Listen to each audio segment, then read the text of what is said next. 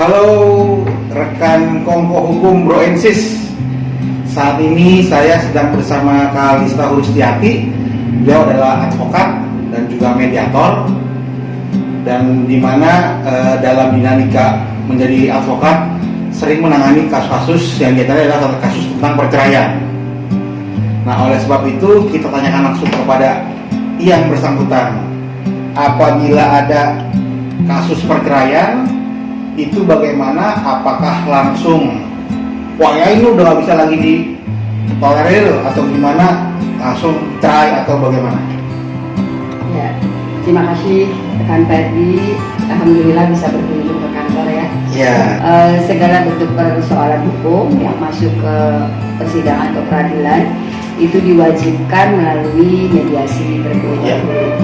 Jadi kalau untuk biasanya klien nih kan pasti dalam kondisi emosi, persoalan rumah tangga yang tidak terselesaikan antara suami dan istri yang tadinya mungkin sesuatu yang biasa menjadi luar biasa karena ada Dalam keinginan persoalan adanya keretakan rumah tangga yang paling fundamental itu apa sih Kak?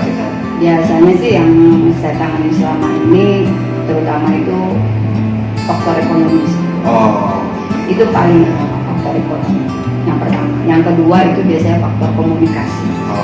Faktor ekonomi juga sebetulnya bisa dikendalikan kalau ada komunikasi. Nah ini kadang-kadang dalam satu rumah tangga itu kan saling egonya itu kalau sudah rumah tangga di atas 5 tahun, 10 tahun mungkin yang ada masing-masing menunjukkan egonya. Kenapa? Saya selalu tekankan setiap klien yang ada itu saya tanya dulu, sudah berusaha dikomunikasikan belum persoalannya? Ada juga beberapa klien yang langsung datang ujuk-ujuk, Bu, tolong bantu saya untuk ngajuin gugatan kepada saya mau cerai. Tanpa ada basa-basi dulu ya? Ada basa-basi itu, saya mau cerai Bu, gimana caranya? Yang cepat Bu, putusannya paling lama sebulan, mana ada saya bilang.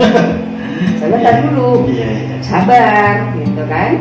Jadi kalau memang ingin berkonsen dengan kantor hukum LHP itu ada beberapa prosedur dan persyaratan. Biasanya saya tanyakan dulu persoalannya, seperti apa, dan yang namanya perdata itu kan saya tidak bisa hanya mendengar dari satu pihak.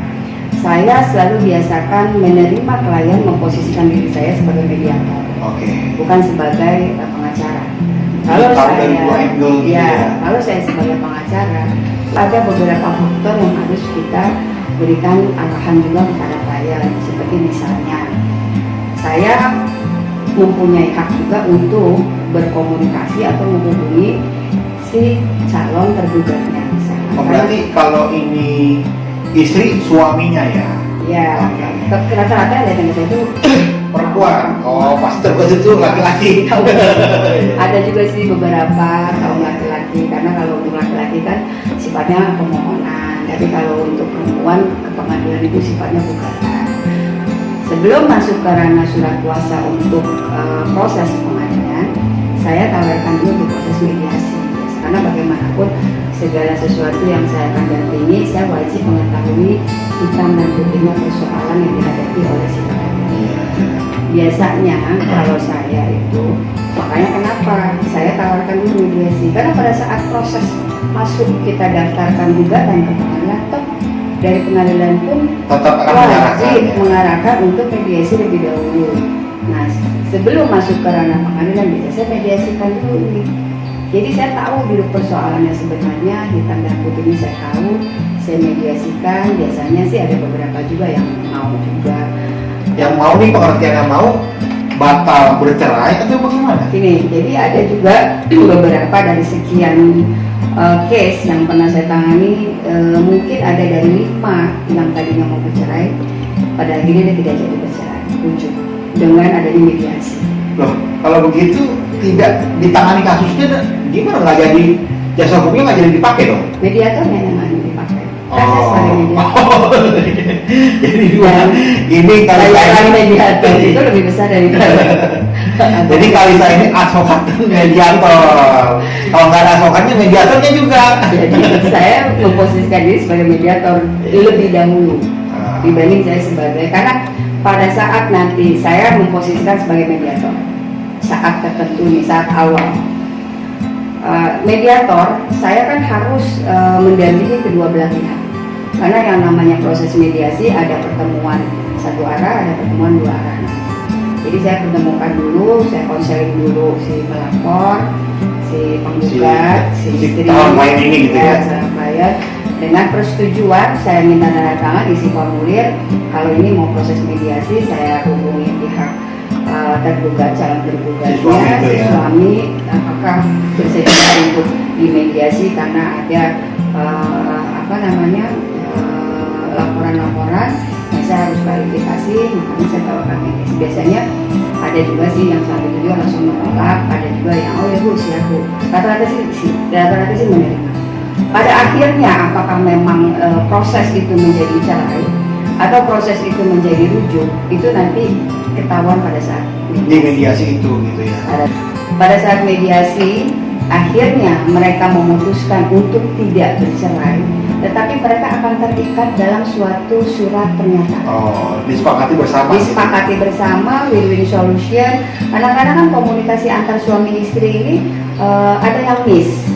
Nah, pada saat di mediasi, justru pada saat sudah ada dispute itu memang sudah nggak bagus komunikasi dan tentunya sudah tidak harmonis gitu kan. Dan pada saat di mediasi rata-rata mereka baru terungkap. Yang tahu itu biasanya kan proses mediasi mediatornya.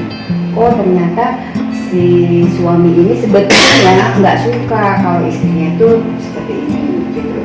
Si istri juga terungkap ke saya, oh ternyata istrinya ini nggak suka kalau suaminya itu begini gitu kan. Nah pada saat dipertemukan kedua belah, disitulah proses mediasi saya akan berjalan, bagaimana mengarahkan hal-hal yang mereka masing-masing tidak suka itu, mereka akan saling menyukai berdasarkan kesepakatan dan berdasarkan keinginan bersama. Itu harus digali, dan itu memang kebetulan saya juga memang lulusan dari Pusat Mediasi Nasional, itu ada beberapa proses yang harus dijalani, dan itu ya alhamdulillah selama ini biasanya berhasil.